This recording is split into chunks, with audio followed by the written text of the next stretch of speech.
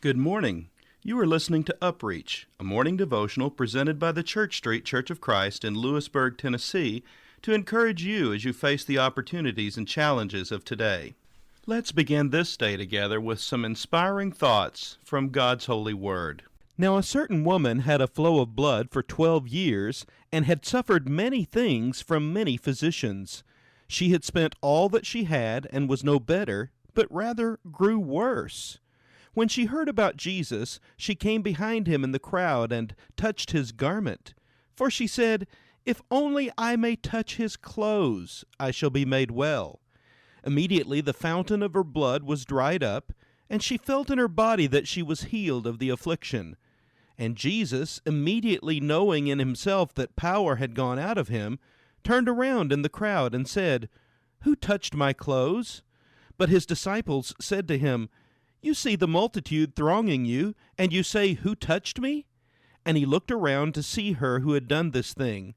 But the woman, fearing and trembling, knowing what had happened to her, came and fell down before him and told him the whole truth.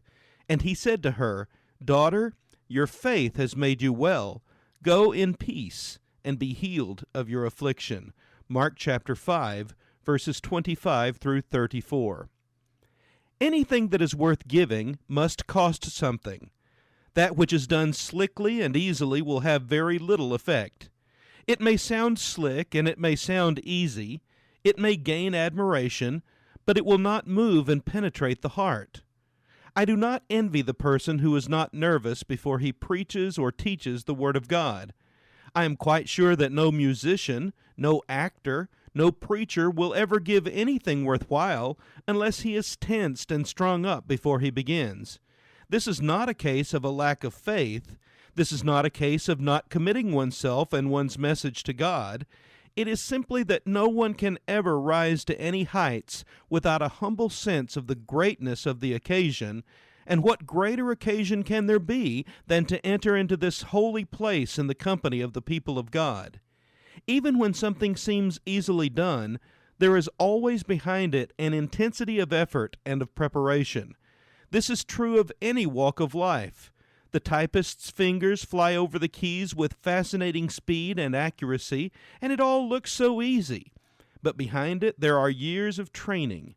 Even if preaching or teaching the Word of God looks easy, even if the preacher or the teacher seems to have the gift of communication and the magic of words, behind it there is the preparation and the practice which alone makes perfect.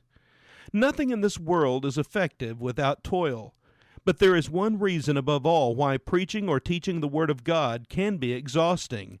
Its aim is to help people, and to help people we must be identified with them and involved in their pains and their problems and their heartaches.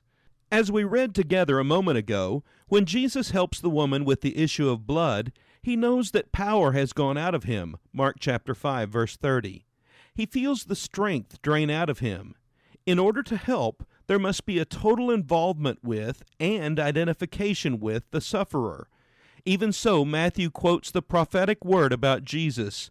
He himself took our infirmities and bore our sicknesses, Matthew chapter 8, verse 17, quoting Isaiah chapter 53, verse 4.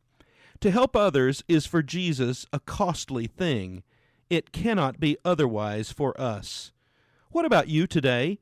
Do you truly seek to invest your life in the lives of others while showing them a better way through the Word of God?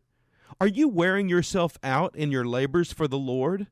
Why not ask God today to help you have the strength and the desire to devote yourself fully to the spreading of His good news to those with whom you come into contact, even if it wears you out? This has been UpReach, a presentation of the Church Street Church of Christ in Lewisburg, Tennessee. I am Kyle Bolton, the pulpit minister at Church Street, and I would like to personally invite you to come and share times of Bible study and worship with us each week. We meet every Sunday at 9 o'clock a.m. for our morning worship, followed by our Sunday school for all ages at 10:15 a.m. Then we meet again at 6 o'clock p.m. for our evening worship. We also have a midweek meeting for devotion and Bible study on Wednesdays at 6:30 p.m. I hope to see you there. Have a blessed day.